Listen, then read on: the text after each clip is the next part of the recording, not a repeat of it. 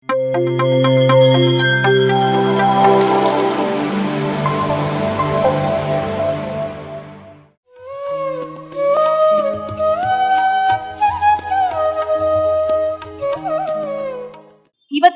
ಒಂದು ಯಂಗ್ಸ್ಟರ್ಸ್ಗಳಲ್ಲಿ, ಇವತ್ತಿನ ಸ್ಟೂಡೆಂಟ್ಸ್ಗಳಲ್ಲಿ ಡಿಸಿಪ್ಲಿನ್ ಅನ್ನೋದೇ ಇಲ್ಲ ಅಂತ.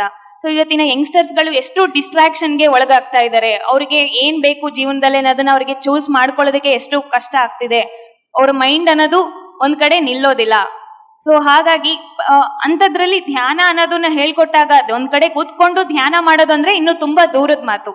ಇಂಥ ಒಂದು ಡಿಸ್ಟ್ರಾಕ್ಷನ್ ಯುಗದಲ್ಲಿ ನಮ್ಮ ಎಷ್ಟೋ ಪೈಮಾ ಮಾಸ್ಟರ್ಸ್, ಯಂಗ್ ಮಾಸ್ಟರ್ಸ್ ಧ್ಯಾನ ಮಾಡ್ತಾ ಅವ್ರು ಧ್ಯಾನ ಮಾಡೋದಷ್ಟೇ ಅಲ್ಲದೆ ಬೇರೆಯವ್ರಿಗೂ ಅವರು ಧ್ಯಾನವನ್ನ ಹೇಳ್ಕೊಡೋದಕ್ಕಾಗಿರ್ಬೋದು, ಇನ್ಸ್ಪೈರ್ ಮಾಡೋದಾಗಿರ್ಬೋದು, ಧ್ಯಾನ ಪ್ರಚಾರ ಕೆಲಸ ಮಾಡೋದಾಗಿರ್ಬೋದು, ಸಸ್ಯಾಹಾರಗನ್ನ ಮಹತ್ವವನ್ನ ತಿಳಿಸೋದು, ಸಸ್ಯಾಹಾರ ರ್ಯಾಲಿಗಳಲ್ಲಿ ಪಾಲ್ಗೊಳ್ಳೋದು, ಇಂಥ ಎಷ್ಟೋ ವಂಡರ್ಫುಲ್ ವರ್ಕ್ಸ್ ಅನ್ನ ಮಾಡ್ತಾ ಇದ್ದಾರೆ. ಎಷ್ಟೋ ದೊಡ್ಡವರಿಗೆಲ್ಲಾನು ಇವರು ಇನ್ಸ್ಪೈರ್ ಮಾಡ್ತಿದ್ದಾರೆ. ಈ ಏಜ್ ಅಲ್ಲೇ ಇವರು ಇಷ್ಟು ವರ್ಕ್ ಮಾಡಿದ್ದಾರೆ ಅಂದ್ರೆ ಇವ್ರು ಇನ್ನೂ ಮುಂದೆ ಇನ್ನೆಷ್ಟು ಮಾಡ್ಬೋದು ಅನ್ನೋದು ಕೂಡ ನಾವು ಊಹಿಸಿದ್ರೆ ಅಷ್ಟು ಅದ್ಭುತವಾಗಿರುತ್ತೆ. ಸೊ ಅಂತ ಕೆಲವೊಂದು ಮಾಸ್ಟರ್ಸ್ ಗಳಿಂದ ಇವತ್ತು ನಾವು ಶಾರ್ಟ್ ಆಗಿ ಅವರ ಒಂದು ಮೆಸೇಜಸ್ ನ ತಗೊಳ್ಳೋಣ. ನನ್ನ ಒಂದು ಪರಿಚಯ ಮಾಡ್ಕೊಡ್ತೀನಿ. ನನ್ನ ಹೆಸರು ನವ್ಯಶ್ರೀ ಅಂತ. ನಾನು ಇಲ್ಲೇ ಮೈಸೂರಲ್ಲಿ ಆಯುರ್ವೇದ ಫೈನಲ್ ಇಯರ್ ಓದ್ತಾ ಇದ್ದೀನಿ, ಗವರ್ಮೆಂಟ್ ಆಯುರ್ವೇದ ಮೆಡಿಕಲ್ ಕಾಲೇಜಲ್ಲಿ. ಸೊ ನಾನು ಧ್ಯಾನನ ನನಗೆ ಧ್ಯಾನ ಪರಿಚಯ ಮಾಡಿದ್ದು ನನ್ನ ತಾಯಿ.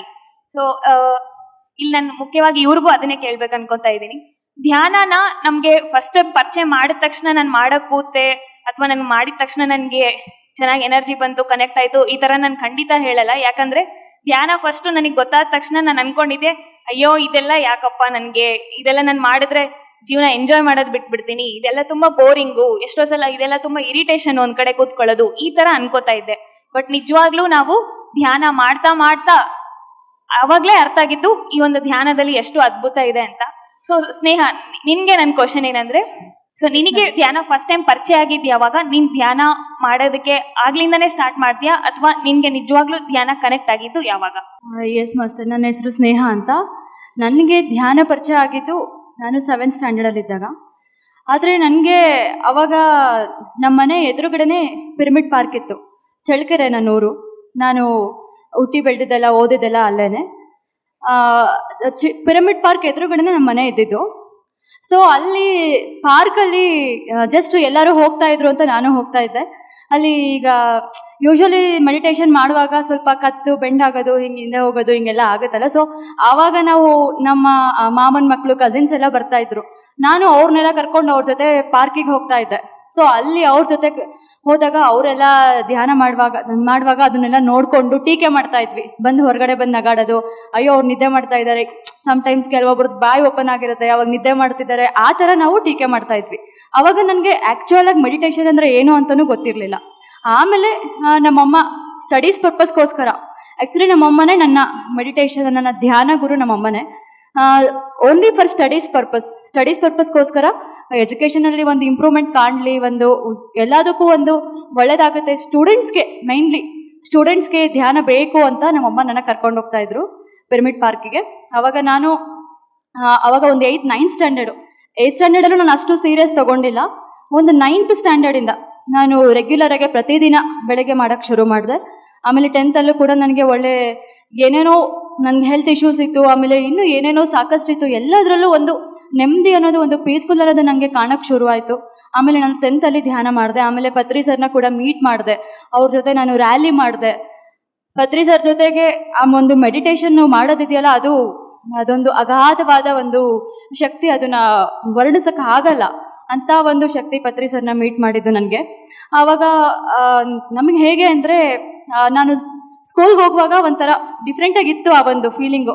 ಅವಾಗೆಲ್ಲ ನನ್ನ ಚಳ್ಳಕೆರೆಯಲ್ಲಿದ್ದಾಗ ನಾಗೇಂದ್ರ ಸರ್ ಅಂತ ಅವರು ನಮ್ಮ ಸ್ಕೂಲ್ ಡೈರೆಕ್ಟರ್ ಆಗಿದ್ರು.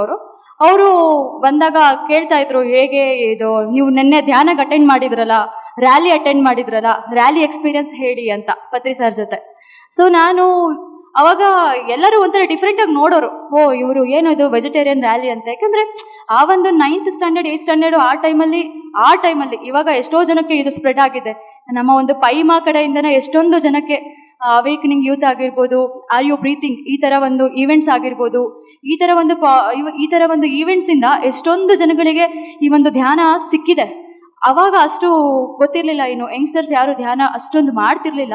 ಆಗ ನನಗೆ ಆ ಧ್ಯಾನ ಸಿಕ್ಕಿದಾಗ ಆವಾಗ ಅವ್ರು ಹೇಳ್ತಾ ಇದ್ರು, ನೀನು ಹೇಗಿತ್ತು ನಿನಗೆ ಎಕ್ಸ್ಪೀರಿಯನ್ಸು, ರ್ಯಾಲಿ ಎಕ್ಸ್ಪೀರಿಯನ್ಸ್ ಹೇಗಿತ್ತು ಅಂದಾಗ ನನಗೆ ಸ್ಕೂಲಲ್ಲಿದ್ದಾಗ ಹೇಳಕ್ಕೆ ಏನೋ ಒಂಥರ ಆಗ್ತಾ ಇತ್ತು. ಹೆಂಗೆ ಹೇಳೋದು ಎಲ್ರ ಮುಂದೆ ಅಂತ ಹೇಳಿ ಒಂಥರ ಅನಿಸ್ತಾ ಇತ್ತು. ಆಮೇಲೆ ನಾನು ಹೇಳ್ತಾ ಇದ್ದೆ ಸ್ಕೂಲಲ್ಲಿ, ಹಿಂಗಿತ್ತು ರ್ಯಾಲಿಲಿ, ಏನು ಹೇಳ್ಬೇಕಂತಲೂ ನಂಗೆ ಗೊತ್ತಾಗ್ತಿರ್ಲಿಲ್ಲ. ಅವ್ರು ಕೇಳಿದಾಗ ಹೇಳಮ್ಮ ಅಂತ ಕೇಳಿದಾಗ ನಂಗೆ ಏನು ಹೇಳ್ಬೇಕು ಒಂಥರ ಮೈಂಡ್ ಬ್ಲ್ಯಾಂಕ್ ಆಗಿರ್ತಿತ್ತು.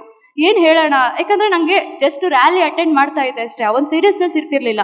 ಎಲ್ಲರೂ ಒಂದು ಸ್ಲೋಗನ್ಸ್ ಕೂಗ್ತಾ ಹೋಗ್ತಾ ಇದ್ರು, ನಾನು ಕೂಗ್ತಾ ಹೋಗ್ತಾ ಇದ್ದೆ. ನನಗೆ ಅದೊಂದು ಆ ಏಜಲ್ಲಿ ಆ ಸೀರಿಯಸ್ನೆಸ್ ಇರ್ತಾ ಇರಲಿಲ್ಲ.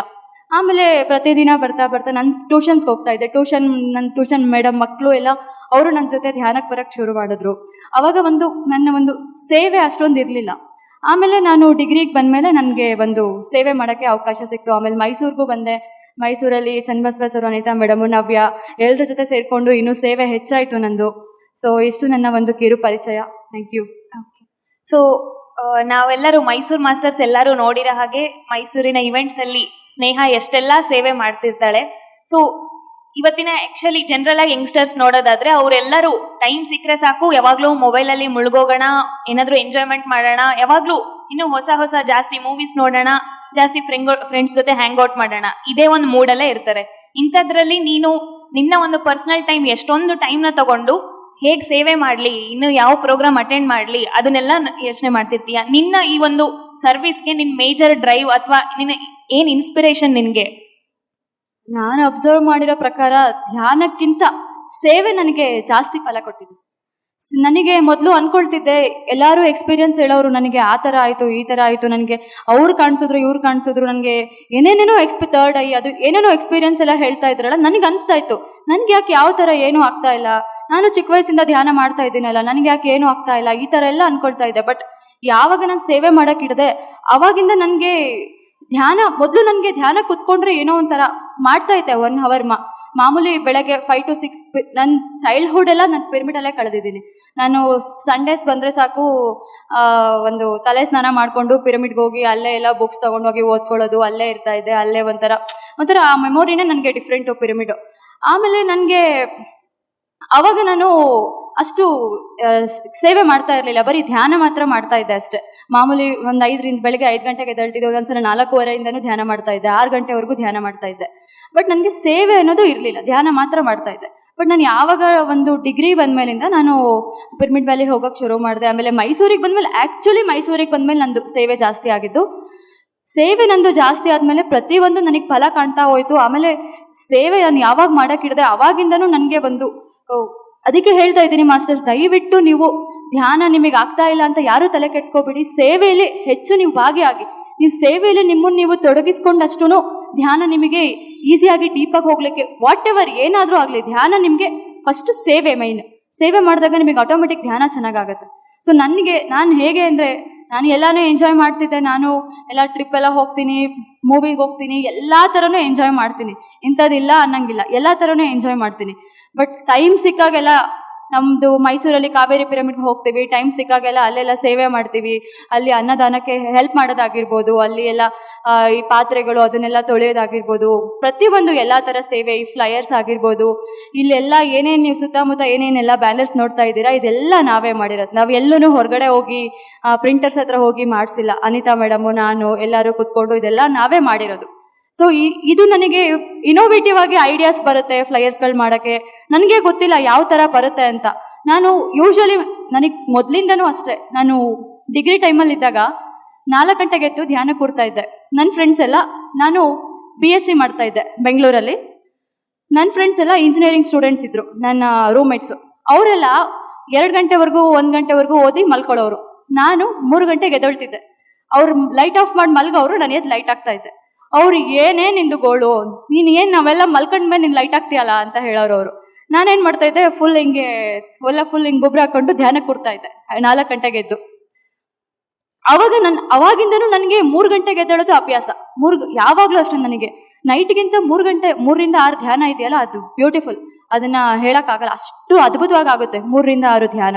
ನನಗೆ ಅವಾಗಿಂದನೂ 3 ಗಂಟೆಗೆ ಎದ್ದೇಳೋದು ಅಭ್ಯಾಸ ಇದೆ. ಇವಾಗಲೂ ಅಷ್ಟೇ, ನಾನು 3 ಗಂಟೆಗೆ ಎದ್ದೇಳ್ತೀನಿ, ಒಂದು ಸ್ವಲ್ಪ ಧ್ಯಾನ ಮಾಡ್ತೀನಿ. ನನಗೆ 3ರಿಂದ 5:30, 6 ಗಂಟೆವರೆಗೂ ಸಾಧ್ಯವಾದರೆ ನಾನು ಕುತ್ಕೊಳ್ತೀನಿ. ಇನ್ ಕೇಸ್ ನನಗೆ ಮಧ್ಯದಲ್ಲಿ ಎಚ್ಚರ ಆಯಿತು ಅಂದರೆ ನಾನು ಫ್ಲೈಯರ್ಸ್ ಮಾಡ್ತೀನಿ, ಏನಾದರೂ ಒಂದು ಇನೋವೇಟಿವ್ ಆಗಿ ಏನಾದರೂ ಮಾಡ್ತಿರ್ತೀನಿ. 3 ಗಂಟೆಗೆ ಯಾವಾಗಲೇ ಇದ್ರೂ ವಿತಿನ್ ಒಂದು 20 ಮಿನಿಟ್ಸ್ 30 ಮಿನಿಟ್ಸ್ ಸಾಕು ಏನೇ ಕೆಲಸ ಆಗಲಿಕ್ಕೆ. ನೈಟ್ ನೀನು ದಿನ ಪೂರ್ತಿ ಮಾಡಿದ್ರು ನನಗೆ ಆಗದೆ ಇರೋ ಕೆಲಸ ಆ 3ರಿಂದ 6 ಗಂಟೆ ಟೈಮಲ್ಲಿ ನನಗೆ ಕೆಲಸ ಆಗುತ್ತೆ. ನಾನು ಯೂಶ್ವಲಿ ಎಲ್ಲ ಫ್ಲೈಯರ್ಸ್ನ ನಾನು ಬೆಳಗ್ಗೆ ಎದ್ದೇ ಮಾಡ್ತೀನಿ. ಚನ್ನಬಸವ ಸರ್, ಅನಿತಾ ಮೇಡಮ್ ನಂಗೆ ಫೋನ್ ಮಾಡಿರ್ತಾರೆ, ಫ್ಲೈಯರ್ ಕಳಿಸು ಬೇಗ, ಎಲ್ಲ ಫಾರ್ವರ್ಡ್ ಮಾಡಬೇಕು ಅಂತೆಲ್ಲ ಕೇಳಿರ್ತಾರೆ ನನಗೆ. ನಾನು ನೈಟ್ ಕಳಿಸಿರಲ್ಲ, ಬೈಸ್ಕೊಳ್ತೀನಿ, ನೀನೇನು ಕಳಿಸೋದೇ ಇಲ್ಲ, ಹಂಗೆ ಹಿಂಗೆ ಎಲ್ಲರಿಗೂ ಕಳಿಸ್ಬೇಕು. ಬಟ್ ಅವ್ರು ಬೆಳಗ್ಗೆ ಎದ್ದೇಳೋಷ್ಟರಲ್ಲಿ ಅವ್ರಿಗಾಗಲೇ ಫ್ಲೈಯರ್ ಹೋಗಿರುತ್ತೆ. ನಾನು 3 ಗಂಟೆ ಅಷ್ಟು ಅದ್ಭುತವಾಗಿ ಕೆಲಸ ಆಗ್ತವೆ, 3ರಿಂದ 6 ಅಷ್ಟು ಒಂದು ಶಕ್ತಿ ಇರುತ್ತೆ ಆ ಒಂದು ಅರ್ಲಿ ಮಾರ್ನಿಂಗ್. ಸೊ ನಾನು ಈ ಥರ ನಾನು ಒಂದು ಸೇವೆಯಲ್ಲಿ ತೊಡಗಿಸ್ಕೊಂಡಿದ್ದೀನಿ. Yes master, thank you. Thank you so much Sneha. So ನೀನು ಹೇಳ್ದಾಗೆ ನಿಜವಾಗ್ಲೂ ನಮಗೆ ಒಂದೊಂದ್ಸಲ ಮೆಡಿಟೇಷನ್ ನನಗೆ ಕನೆಕ್ಟ್ ಆಗ್ತಿಲ್ಲ, ನನಗೆ ಮೆಡಿಟೇಷನ್ ಕೂಡೋಕೆ ಆಗ್ತಿಲ್ಲ ಅಂತ ಅಂದಾಗ ನಾವು ಸರ್ವಿಸ್ ಅನ್ನೋದನ್ನ ಹೆಚ್ಚು ಹೆಚ್ಚು ಮಾಡ್ದಂಗೆಲ್ಲ ಅದರಲ್ಲೂ ನಾವೇನು ಎಕ್ಸ್ಪೆಕ್ಟ್ ಮಾಡದೆ ಕಂಪ್ಲೀಟ್ ಆಗಿ, ಸೊ ಪತ್ರಿ ಸರ್ ಹೇಳ್ತಾ ಇರ್ತಾರೆ, so lose your self in service ಅಂತ. ಸೊ ನಮ್ಮನ್ನ ನಾವು ಮರೆತು ನಾವು ಯಾವಾಗ ಸೇವೆ ಮಾಡ್ತೀವೋ ಆಗ ನಮಗೆ ಧ್ಯಾನ ಮಾಡೋದು ಇನ್ನೂ ಹೆಚ್ಚು ಈಸಿ ಆಗುತ್ತೆ. ಆ್ಯಂಡ್ ನಿನ್ನೆ ಕೂಡ ಮಾರ್ನಿಂಗ್ ಮೆಸೇಜ್ ನೋಡಿದ್ವಿ ಪತ್ರಿ ಸರ್, ಅದರಲ್ಲೂ ಕೂಡ ಸೇವೆಯ ಇಂಪಾರ್ಟೆನ್ಸ್ ಅನ್ನ ಸರ್ ತುಂಬಾನೇ ಹೇಳಿದ್ದಾರೆ. So thank you so much. So Harshita, ನಿಮ್ಮ ಒಂದು ಶಾರ್ಟ್ ಇಂಟ್ರೊಡಕ್ಷನ್. ನನ್ನ ಹೆಸರು ಹರ್ಷಿತಾ ಅಂತ. ನಾ ಇಲ್ಲೇ ಮೈಸೂರಲ್ಲಿ ಇಂಜಿನಿಯರಿಂಗ್ ಮಾಡ್ತಿದ್ದೀನಿ, ಫೈನಲ್ ಇಯರ್ ಓದ್ತಿದ್ದೀನಿ. ನಂಗೆ ಧ್ಯಾನ ಚಿಕ್ಕ ವಯಸ್ಸಿಂದನೇ ಮಾಡ್ತಿದ್ದೆ. ಬಟ್ ನನಗೆ ಬೇಕನ್ಸಿದ್ದು ನನ್ನ ಸ್ಟಡೀಸ್ ವಿಷಯದಲ್ಲಿ ಆ ಥರ ಬಂದಾಗ. ಸೊ ಅದ್ರ ಮೇಲೆ ಎಕ್ಸ್ಪೆರಿಮೆಂಟ್ ಮಾಡ್ತಿದ್ದೆ, ಮ್ಯಾನಿಫೆಸ್ಟೇಷನ್ ಅನ್ನೋದೆಲ್ಲ ಕಲಿತೆ, ವಿಜುವಲೈಸೇಷನ್ ಅದೆಲ್ಲ ಹೊಸದು.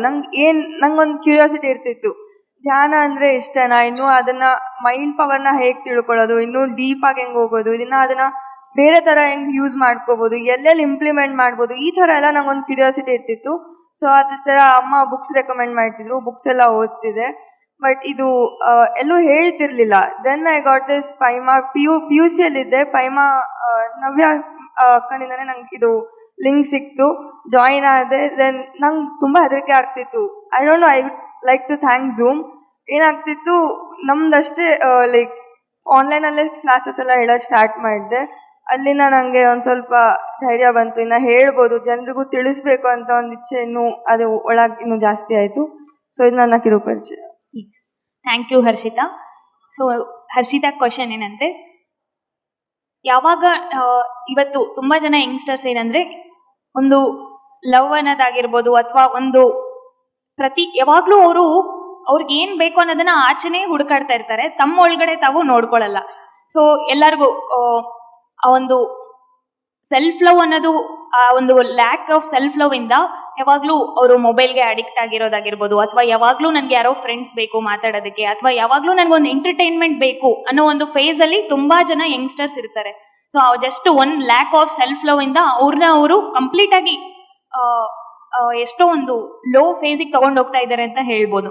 ಸೊ ಸೆಲ್ಫ್ ಲವ್ ಅನ್ನೋದು ಪ್ರತಿಯೊಬ್ಬ ಯಂಗ್ಸ್ಟರ್ಗೂ ಪ್ರತಿಯೊಬ್ಬರಿಗೂ ಎಷ್ಟು ಇಂಪಾರ್ಟೆಂಟ್? ಸೊ ನಿಮ್ಮ ಒಂದು ಮೆಸೇಜ್. ಇದು ನಂಗೆ ಸೆಲ್ಫ್ ಲವ್ ಹೇಳಿದಾಗೆ ಯಂಗ್ಸ್ಟರ್ಸಿಗೆ, ಸಣ್ಣ ಹುಡುಗರಿಂದ ಹಿಡಿದು ದೊಡ್ಡವ್ರ ತನಕನೂ ಇದು ವೆರಿ ಇಂಪಾರ್ಟೆಂಟ್. ಏನಾಗುತ್ತೆ ಅಂದರೆ ಲೈಫಲ್ಲಿ ನಮ್ಮ ಒಂದು ಸ್ಟಾರ್ಟಿಂಗ್ ಸ್ಟೇಜಲ್ಲಿ ಎಲ್ಲೋ ನಾವು ಏನಾದರೂ ಆಗಿರುತ್ತೆ, ಯಾರಾದರೂ ನಮ್ನ ಏನಾದರೂ ಅಂದಿರ್ತಾರೆ, ನಿಂದಿದು ಸರಿ ಇಲ್ಲ, ಯು ಆರ್ ನಾಟ್ ಗುಡ್ ಅಂತ ಏನಾದರೂ ಕಮೆಂಟ್ ಮಾಡಿರ್ತಾರೆ. ಅದನ್ನು ನಾವು ಇಟ್ಕೊಂಡು ಕೊರಗ್ತಿರ್ತೀವಿ, ಅದನ್ನು ಚೇಂಜ್ ಮಾಡೋಕ್ಕೆ ನೋಡ್ತೀವಿ. You always like want confirmation from other people. ನಮ್ಮಲ್ಲಿ ನಾವು ಹೆಂಗಿದ್ದೀವಿ ಆ ಥರ ಆಕ್ಸೆಪ್ಟೆನ್ಸ್ ಇರಲ್ಲ. ಸೊ ಸೆಲ್ಫ್ ಲವ್ಗಿಂತ ಮುಂಚೆ I would like to say is acceptance ಇರಬೇಕು. ನಾವು ಹೇಗಿದ್ದೀರಾ ನೀವು, you are the best, you are beautiful ಆಯಿತು. ಅದಾದಮೇಲೆ ಇನ್ನೊಂದೇನು ಅಂದರೆ, ನಮಗೆ ಏನು ಬೇಕೋ ಹೊರಗೆ ಅದು ನಮಗೆ ಬೇಕು ಅಂದರೆ ನಮ್ಮ ಒಳಗೆ ಅದಿರಬೇಕು. ಸೊ ನಮ್ಮ ಒಳಗೆ ಅದನ್ನು ಯಾವಾಗ ತೊಗೊಂಬರ್ತೀವೋ ಅದು ಆಟೋಮೆಟಿಕ್ ಆಗಿ ನಮಗೆ ಹೊರಗಡೆ ಸಿಗುತ್ತೆ. ಫ್ರೆಂಡ್ಸ್ ಬೇಕು, ಈಗ ಸೊಸೈಟಿಯಲ್ಲಿ ಹೇಗೆ ಅಂದರೆ ಫ್ರೆಂಡ್ಶಿಪ್ ಇರಬೇಕು ಅಂತಾರೆ, ರಿಲೇಷನ್ಶಿಪ್ಸ್ ಇರಬೇಕು ಅಂತಾರೆ, only then you are modern, you belong to this modern state ಅಂತ ಇರುತ್ತೆ. ಆ ಥರ ಏನೂ ಇಲ್ಲ. Because they don't have that knowledge. They think ನಮ್ಮ ಕಡೆ ಏನಿಲ್ಲ ಅದು ನಮ್ಮ ಬೇರೆಯವ್ರ ಕಡೆ ಸಿಗುತ್ತೆ ಅಂತ we start making friendship with them, ಇಲ್ಲ ರಿಲೇಷನ್ಶಿಪ್ಪಲ್ಲಿ ಜಾಯ್ನ್ ಆಗ್ತೀವಿ. But few people end up being in toxic relationships. ಅದನ್ನು ನಾವು ಅವಾಯ್ಡ್ ಮಾಡಬೇಕು. ವಿ ಶುಡ್ ಸ್ಟಾರ್ಟ್ ಫೈಂಡಿಂಗ್ ನಮ್ಗೆ ಏನು ಬೇಕೋ ಒಳಗೆ ಇದೆ. ಪತ್ರಿ ಸರ್ ಹೇಳ್ತಾರೆ, ಇಟ್ಸ್ ಲೈಕ್ ಕಾಮನ್ ಆಗಿದೆ, you are not in the universe, universe is within you. ಇದನ್ನು ನಾವು ಯಾವಾಗ ಅರ್ಥ ಮಾಡ್ಕೋತೀವೋ ಅವಾಗ everything changes. Life around you it's completely different. ನಿಮಗೆ ಯಾವ ಥರ ಬೇಕೋ, ಹೇಗಿರ್ಬೇಕು ಅನ್ಕೋತಿರೋ ಆಗ ನೀವು ಅದನ್ನ ಮ್ಯಾನಿಫೆಸ್ಟ್ ಮಾಡ್ಬೋದು. Thank you Harshita. So Basanagouda, ನಿಮ್ಮ ಒಂದು ಇಂಟ್ರೊಡಕ್ಷನ್. ಎಲ್ಲರಿಗೂ ನಮಸ್ತೆ. ನನ್ನ ಹೆಸರು ಬಸನಗೌಡ. ನಾನು ಹುಬ್ಬಳ್ಳಿಯಿಂದ ಬಂದಿನಿ. ನಾನು ಇದೇ ಮೊದಲ ಬಾರಿಗೆ ಈ ಥರ ಎಕ್ಸ್ಪೀರಿಯನ್ಸ್ ಶೇರಿಂಗ್ ಅನ್ನು ಮಾಡ್ತಾ ಇದ್ದೇನೆ. ಸ್ವಲ್ಪ ಏನಾದರೂ ತಪ್ಪಾದ ಏನಂದ್ರೆ ನನ್ನ ಸ್ವಲ್ಪ ಏನಂದ್ರೆ ದಯವಿಟ್ಟು ಕ್ಷಮಿಸ್ಬೇಕಂತ ಕೇಳ್ತೀನಿ. ಸೊ ಬಸನಗೌಡ ಅವರು ಯಾವಾಗ್ಲೂ ಎಲ್ಲ ಕಡೆ ನಾವು ಕೇಳ್ದಲ್ಲೆಲ್ಲ ಬಂದು ಸರ್ವಿಸ್ ಮಾಡ್ತಾ ಇರ್ತಾರೆ, ಬಟ್ ಯಾವತ್ತು ಸ್ಟೇಜ್ ಮೇಲೆ ಬಂದು ಎಕ್ಸ್ಪೀರಿಯನ್ಸ್ ಶೇರ್ ಮಾಡಿಲ್ಲ. ಸೊ ಇವತ್ತು ಹೆಸಿಟೇಟ್ ಮಾಡ್ಕೋತಿದ್ರು, ಬಟ್ ಆದ್ರೂ ನಾವು ಎಲ್ಲಾನು ಮಾಡ್ಬೇಕು ಅಂದಿದ್ದಕ್ಕೆ ಅವರು ಇವತ್ತು ಬಂದಿದೆ. ಸೊ ನಿಮ್ಮ ಒಂದು ಮೇಜರ್ ಧ್ಯಾನ ಅನ್ನೋದು ನಿಮ್ಮ ಲೈಫಲ್ಲಿ ಎಲ್ಲಿ ಶಿಫ್ಟ್ ಅನ್ನ ತಗೊಂಡ್ ಬಂತು? ನೀವು ಹೆಲ್ತ್ ಇಶ್ಯೂಸ್ ಅಲ್ಲಿ ತುಂಬಾ ಇಂಪ್ರೂವ್ಮೆಂಟ್ ಅಂತ ಹೇಳಿದ್ರಿ, ಆ ಒಂದು ಅನುಭವನ ಶಾರ್ಟ್ ಆಗಿ ಶೇರ್ ಮಾಡ್ತೀರಾ? ನಾನು ಈ ಧ್ಯಾನಕ್ಕೆ ಬರೋಕೆ ಮುಖ್ಯ ಕಾರಣ ಅಂದ್ರೆ ನನ್ನ ಏನು ಆರೋಗ್ಯ ಸಮಸ್ಯೆ ಇತ್ತು. ನಾನು ತುಂಬಾ ಆರೋಗ್ಯ ಸಮಸ್ಯೆಯಿಂದ ಸುಮಾರು 3 ವರ್ಷ ಕಾಲ ನಾನು ಅಡ್ಡಾಡಿದ್ದೆ. ಈ ಹುಬ್ಬಳ್ಳಿಯಲ್ಲಿ ಅಲ್ಲಿ ಇಲ್ಲಿ ಏನಂದ್ರೆ ಇದು ನಾಟಿ ಔಷಧ ಅಲ್ಲಿ ತಗೊಳ್ಳೋದು ಇಲ್ಲಿ ತಗೊಳ್ಳೋದು, ಬರೀ ಆ ಕಡೆ ಈ ಕಡೆ ನಾವು ಬರೀ ಅಡ್ಡಾಡೋದು ಆಗ್ಬಿಟ್ಟಿತ್ತು. ಏನಪ್ಪ ಮಾಡೋದು ಅಂದಾಗ ನಾನು ಹುಬ್ಬಳ್ಳಿಯಿಂದ ಬೆಂಗಳೂರಿಗೆ ಬರ್ತಾ ಇದ್ದೆ. ಬೆಂಗಳೂರು ಬರುವಾಗ ನನಗೊಬ್ಬರು ಇದನ್ನ ಹೇಳಿದ್ರು, ನಿಮ್ಮ ಹುಬ್ಬಳ್ಳಿಯಲ್ಲಿ ಪಿರಮಿಡ್ ಇದೆ, ಅಲ್ಲಿ ಹೋಗಿ ನೀನು ಇದ್ರ ಬಗ್ಗೆ ನೀವು ಕೇಳಿದಾಗ ನಿಮ್ಗೆಲ್ಲ ಗೊತ್ತಾಗುತ್ತೆ ಅಂದ್ರು. ನಾನು ಪಿರಮಿಡ್ ಅಂದ್ರೆ ಇವ್ರು ಏನೋ ಹೇಳ್ತಾರ ಬಿಡಪ್ಪ ಅಂತ ನಾನು ಅದನ್ನ ನೆಗ್ಲೆಕ್ಟ್ ಮಾಡಿದ್ದೆ. ಆಮೇಲೆ ಒಂದಿನ ನಾನು ಅಲ್ಲಿ ಓದೀಗ ಎರಡು ಕಾಮನ ಕೂತಿದ್ರು. ನನಗೆ ಈ ಧ್ಯಾನ ಬಗ್ಗೆ ಅಷ್ಟೊಂದು ಗೊತ್ತಿರಲಿಲ್ಲ. ಇದೇನಪ್ಪ ಇವ್ರು ನೋಡಿ ಧ್ಯಾನ ಅಂದ್ರೆ ಇವ್ರು ಸುಮ್ಮನೆ ಕುಂದು ಬಿಟ್ಟಿದ್ದಾರೆ, ಏನೋ ಒಂದು ಮ್ಯೂಸಿಕ್ ಹಾಕೊಂಡು ಸುಮ್ಮನೆ ಕೂತ್ ಬಿಟ್ಟಿದ್ದಾರೆ, ಇದೇನಪ್ಪ ಸರಿ ಇಲ್ಲ ಬಿಡ ಅಂತ ನಾನು ಸ್ಕಿಪ್ ಮಾಡಿ ಹೋಗ್ಬಿಟ್ಟಿದ್ದೆ ಅದನ್ನ. ಆಮೇಲೆ ಮತ್ತೆ ನಾನು ಈ PMC ಕನ್ನಡ ಚಾನಲ್ ನಲ್ಲಿ ಎಲ್ಲ ಇದು ಮಾಡಿದೆ. ಅವಾಗ ನೋಡಿ ಮತ್ತೆ ನಾನು ಅದರಲ್ಲಿ ಒಂದಿನಕ್ಕೆ ಎಷ್ಟು 5 ನಿಮಿಷ 10 ನಿಮಿಷ ಹೀಗೆ ನಾನು ಧ್ಯಾನ ಮಾಡ್ತಾ ಹೋದೆ. ಬಟ್ ನನಗೆ ಅದು ಅಷ್ಟೊಂದೇನು ಇದು ಬರ್ಲಿಲ್ಲ. ಅದು ಏನಂದ್ರೆ ನೆಮ್ಮದಿ ಸಿಗ್ಲಿಲ್ಲ. ಇದಕ್ಕೆ ಮತ್ತೆ ನಾನು 2023 ಪೈಮಾಗ್ ಹೋಗಿದ್ದ ಇವೆಂಟ್ ಆಯ್ತಲ್ಲ, ಅವಾಗ ನನಗೆ 3 ದಿನ ವರ್ಕ್ಶಾಪ್ ಅಲ್ಲಿ ಕಂಪ್ಲೀಟ್ ಆಗಿ ಇದ್ರ ಬಗ್ಗೆ ಎಲ್ಲ ಗೊತ್ತಾಯ್ತು. ಮತ್ತೆ ಮುಂದೆ ನಾನು ಸೇವೆ ಮಾಡೋದ್ರ ಬಗ್ಗೆ ನಾನು ಏನಂದ್ರೆ ನಮ್ಮ ಚಿಕ್ಕಂದಿಂದ ನಾವು ಇದರ ಸೇವೆಯಲ್ಲೇ ಇದ್ದೆ. ನಮ್ಮ ಅಪ್ಪ ಅಮ್ಮ ಕೂಡ ನಮಗೆ ಸೇವೆ ಮಾಡು, ಸೇವೆಯಿಂದ ನನಗೆ ಇದಾಗೋದು, ಒಬ್ಬರಿಗೆ ಏನು ಹೆಲ್ಪ್ ಮಾಡು ಅಂತ ಹೇಳ್ತಾ ಇದ್ರು. ಆ ಹೆಲ್ಪ್ನ ನಾವು ಸೇವೆ ಮಾಡ್ತಾ ಇವಾಗ ನಿಮ್ಗೆಲ್ಲ ಗೊತ್ತಿರ್ಬೋದು. ನಾನು ಇವಾಗ 2 ವರ್ಷ ಜಾಯ್ನ್ ಆದ್ರೂ ನಾನು ಧ್ಯಾನ ಮಾಡಿದ್ರೆ ಸೇವೆ ಮಾಡಿರೋದೇ ಜಾಸ್ತಿ ಇದೆ. ನನಗೆ ಈ ಧ್ಯಾನಕ್ಕಿಂತ ನನಗೆ ಸೇವೆ ಮಾಡಿದ್ರೆ ಸ್ವಲ್ಪ ಜಾಸ್ತಿ ನೆಮ್ಮದಿ ಸಿಗುತ್ತೆ ಅಂತ ಹೇಳ್ತೇನೆ. Thank you so much. So ಇದೇ ರೀತಿ ಹೇಗೆ ನಮ್ಮ ಲೈಫಲ್ಲಿ ಒಂದು ಹೆಲ್ತ್ ಇಶ್ಯೂ ಅಥವಾ ಏನೋ ಒಂದು ಲೋ ಫೇಸ್ ಅನ್ನ ಎಕ್ಸ್ಪೀರಿಯನ್ಸ್ ಮಾಡಿದಾಗ ತುಂಬಾ ಸಲ ನಾವು ನಮ್ಮ ಕರ್ಮನ ಬ್ಲೇಮ್ ಮಾಡಿ ಅಥವಾ ಇನ್ಯಾರನ್ನೋ ಬ್ಲೇಮ್ ಮಾಡಿ ನಾವು ಇನ್ಯಾವುದೋ ತಪ್ಪು ದಾರಿನ ಹಿಡಿಬಹುದು. ಬಟ್ ಅದರಲ್ಲಿ ನಮ್ಗೆ ಇನ್ನೊಂದು ಚಾಯ್ಸು ಇದೆ. ಧ್ಯಾನ ಮಾಡ್ತಾ ಈ ರೀತಿ ನಮ್ಮನ್ನ ನಾವು ಎನರ್ಜೈಸ್ ಮಾಡ್ಕೊಳ್ತಾ ನಮ್ಮ ಸಮಸ್ಯೆಗಳನ್ನ, ನಮ್ಮ ಹೆಲ್ತ್ ಇಶ್ಯೂಸ್ಗಳನ್ನ ಓವರ್ಕಮ್ ಮಾಡಿ ನಮ್ಮ ಜೀವನವನ್ನ ನಾವು ಇನ್ನೂ ಸದೃಢಗೊಳಿಸ್ಕೋಬಹುದು ಅಂತ. ಸೊ ಪತ್ರಿ ಸರ್ ಇಂಪಾರ್ಟೆಂಟ್ ಆಗಿ ಪೈಮಾಗೆ ಅಥವಾ ಎಲ್ಲ ಯಂಗ್ಸ್ಟರ್ಸ್ಗೆ ಒಂದು ಮಾತು ಏನು ಹೇಳಿದ್ದಾರೆ ಅಂದ್ರೆ, if a youth is a blunder, adulthood will be of struggle and old age will be of regret. So ಇದು ಪ್ರತಿಯೊಬ್ಬ ಯಂಗ್ಸ್ಟರ್ಸ್ಗೂ ಒಂದು ಗ್ರೇಟ್ ಮೆಸೇಜ್ ಅಂತ ಹೇಳ್ಬೋದು. ಯಾಕಂದ್ರೆ ಈ ವಯಸ್ಸಲ್ಲೇ ನಮ್ಮ ಜೀವನವನ್ನ ಯಾವ ಡೈರೆಕ್ಷನ್ ಅಲ್ಲಿ ನಾವು ತಗೊಂಡು ಹೋಗ್ಬೇಕು, ನಮ್ಮ ಎನರ್ಜಿಯನ್ನ ನಾವು ಯಾವ ಜಾಗದಲ್ಲಿ ಹಾಕ್ಬೇಕು, ನಮ್ಮ ಟೈಮ್ ಅನ್ನ ನಾವು ಯಾವ ರೀತಿ ಸದ್ವಿನಿಯೋಗಿಸ್ಕೋಬೇಕು ಅನ್ನೋ ಆಪ್ಷನ್ ಎಲ್ಲ ನಮ್ಗೆ ಈ ಏಜ್ ಅಲ್ಲೇ ಇದೆ. ಸೊ ನಾವು ಈ ಏಜ್ ಅಲ್ಲೇ ಅದನ್ನ ಸರಿಯಾಗಿ ಮಾಡಿಲ್ಲ ಅಂದ್ರೆ ನಮ್ಮ ಅಡಲ್ಟ್ಹುಡ್ ಎಲ್ಲ ನಾವು ಸ್ಟ್ರಗಲ್ ಮಾಡ್ತಾನೆ ಇರ್ತೀವಿ ಅಂಡ್ ವಯಸ್ಸಾದಿನಲ್ಲಿ ಓಲ್ಡ್ ಏಜ್ ಅಲ್ಲಿ ನಾವು ರಿಗ್ರೆಟ್ ಮಾಡಕ್ ಸ್ಟಾರ್ಟ್ ಮಾಡ್ತೀವಿ. ಹಾಗಾಗಿ ಪ್ರತಿಯೊಬ್ಬ ಮಗುವಿಗೂ ಪ್ರತಿಯೊಬ್ಬ ಯಂಗ್ಸ್ಟರಿಗೂ ಧ್ಯಾನ ಅನ್ನೋದು, ಆಧ್ಯಾತ್ಮಿಕ ಜ್ಞಾನ ಅನ್ನೋದು ತುಂಬಾ ಅವಶ್ಯಕ. ಅಂಡ್ ಪತ್ರಿಜಿ ಸರ್ ಎಸ್ಪೆಷಲಿ ಏನ್ ಹೇಳಿದ್ದಾರೆ ಅಂದ್ರೆ, ಈ ಸ್ಪಿರಿಚುವಲ್ ಸೈನ್ಸ್ ಅನ್ನೋದು ಏನೋ ಒಂದು ಆಪ್ಷನ್ ಅಲ್ಲ ಎಲ್ಲರಿಗೂ. ಇದು ಕಲಿಯಕ್ಕೆ ನಂಗೆ ಇಷ್ಟ ಇದೆಯೋ ಇಲ್ವೋ, ನಂಗೆ ಇಂಟ್ರೆಸ್ಟ್ ಇದ್ರೆ ಕಲಿತೀನಿ ಅಂತ. ಇದು ನಾವು ಜೀವನ ನಡೆಸೋ ಒಂದು ಜ್ಞಾನ. ನಮ್ಮ ಜೀವನ ಫಸ್ಟ್ ಇದ್ರಲ್ಲಿ ಕಲ್ತ್ಕೊಳ್ಳೋದೇ ನಾವು we create our own reality, ಈ ರೀತಿ ಒಂದು ಜ್ಞಾನವನ್ನ. ಸೊ ಇದು ಪ್ರತಿಯೊಬ್ಬ ಯಂಗ್ಸ್ಟರಿಗೂ ಅತ್ಯವಶ್ಯಕ ಅನ್ನೋ ಒಂದು ರೀಸನ್ ಇಂದ ಪತ್ರಿ ಸರ್ ಅವರು ಈ ಒಂದು ಪೈಮಾ ಅನ್ನೋದನ್ನ ಕ್ರಿಯೇಟ್ ಮಾಡಿದ್ದಾರೆ. ಸೊ ಇಲ್ಲಿ ಇವತ್ತು ನಾವು ಶಾರ್ಟ್ ಆಗಿ ಅವರ ಒಂದು ಅನುಭವಗಳನ್ನ ಕೇಳಿದ್ವಿ. ಸೊ ಇನ್ನು PMC ಚಾನೆಲ್ ಅಲ್ಲಿ ಎಷ್ಟೋ ಪೈಮಾ ಯುವ ಶಕ್ತಿ ಅನ್ನೋ ಒಂದು ಕಾರ್ಯಕ್ರಮದ ಮೂಲಕ ಎಲ್ಲಾ ಯಂಗ್ಸ್ಟರ್ಸ್ ಗಳ ಒಂದು ಕಂಪ್ಲೀಟ್ ಜರ್ನಿನೇ ಇದೆ. ಸೊ ಇಲ್ಲಿ ಬ್ಯಾಕ್ ಸೈಡ್ ಅಲ್ಲಿ ನಾವು ಕೆಲವೊಂದು ಫೋಟೋಸ್ ನೋಡ್ತಾ ಇರ್ಬೋದು. ಅದರಲ್ಲಿ ಈ ಪೈಮಾ ಅನ್ನೋ ಒಂದು ಟೀಮು ಹೇಗೆಲ್ಲ ಒಂದು ಡಿಫ್ರೆಂಟ್ ಆಗಿ ಸರ್ವಿಸ್ ಮಾಡ್ತಾ ಇದೆ, ಯಾವ ರೀತಿ ಧ್ಯಾನವನ್ನ ಪ್ರಚಾರ ಮಾಡ್ತಿದೆ. ಅಂಡ್ ಸರ್ ಅವರ ಉದ್ದೇಶ ಏನಂದ್ರೆ, ಇಲ್ಲಿ ನಾವೆಲ್ಲರೂ ಡಿಸೈಪಲ್ಸ್ ಅಲ್ಲ, ನಾವೆಲ್ಲ ಮಾಸ್ಟರ್ಸ್ ಆಗಿ ಕ್ರಿಯೇಟ್ ಆಗ್ಬೇಕು. ಎಲ್ಲರೂ ಆಧ್ಯಾತ್ಮಿಕ ಜ್ಞಾನನ ಯಾವ ರೀತಿ ತಿಳ್ಕೊಬೇಕಂದ್ರೆ ಒಂದು ಸ್ಪಿರಿಚುವಲ್ ಸೈಂಟಿಸ್ಟ್ ತರ ರೆಡಿ ಆಗ್ಬೇಕು ಅನ್ನೋ ರೀಸನ್ ಇಂದ. ಸೊ ಅಂಡ್ ಅದೇ ರೀತಿ ಎಂಜಾಯ್ಮೆಂಟ್ಗೂ ಪೈಮಾದಲ್ಲಿ ಏನೂ ಕಡಿಮೆ ಇಲ್ಲ. ನಾವೆಲ್ಲರೂ ಜೊತೆಗೆ ತುಂಬಾ ಸಿನಿಮಾಗಳು ನೋಡೋದಾಗಿರ್ಬೋದು, ಎಂಜಾಯ್ ಮಾಡೋದಾಗಿರ್ಬೋದು, ಪ್ರತಿಯೊಂದು ಚಿಕ್ಕ ಚಿಕ್ಕ ವಿಷಯಗಳಲ್ಲೂ ನಾವು ಎಂಜಾಯ್ ಮಾಡ್ತೀವಿ. ಸೊ ನಾವೆಲ್ಲರೂ ಒಂದು ಒಳ್ಳೆ ಫ್ರೆಂಡ್ಶಿಪ್ ಇಂದ ಬಾಂಡ್ ಆಗಿ ಒಂದು ಲೈಫ್ ಅನ್ನ ಕಂಪ್ಲೀಟ್ ಆಗಿ ಎಂಜಾಯ್ ಮಾಡ್ತಾ, ಅದೇ ರೀತಿ ಒಂದು ಎನ್ಲೈಟನ್ಮೆಂಟ್, ಪತ್ರಿ ಸರ್ ಎರಡು ಮುಖ್ಯವಾಗಿ ಹೇಳ್ತಾರೆ, ಒಂದು ಎನ್ಲೈಟನ್ಮೆಂಟ್, ಎರಡನೇದು ಎಂಜಾಯ್ಮೆಂಟ್. ಸೊ ಇವೆರಡನ್ನೂ ಕೂಡ ಪೈಮಾ ಮಾಸ್ಟರ್ಸ್ ಅದ್ಭುತವಾಗಿ ಮಾಡ್ತಾರೆ ಅಂತ ಹೇಳ್ತಾ, ಸೊ ಈ ಒಂದು ಶಾರ್ಟ್ ಅನುಭವಗಳನ್ನ ಹಂಚ್ಕೊಳ್ಳೋದಕ್ಕೆ ಅವಕಾಶ ಮಾಡಿಕೊಟ್ಟಿರುವಂತಹ ಈ ಒಂದು PSSM ಮೈಸೂರು ಮತ್ತು ಧ್ಯಾನ ದಸರಾ ವೇದಿಕೆಗೆ ಕೃತಜ್ಞತೆಗಳನ್ನ ಸಲ್ಲಿಸಕ್ಕೆ ಇಷ್ಟಪಡ್ತೇವೆ. Thank you so much masters. PMC Kannada channel ಅನ್ನು ಲೈಕ್ ಮಾಡಿ, ಶೇರ್ ಮಾಡಿ, ಸಬ್ಸ್ಕ್ರೈಬ್ ಮಾಡಿ ಮತ್ತು ಮಾಡಿಸಿ. ಎಲ್ಲರಿಗೂ ಧನ್ಯವಾದಗಳು.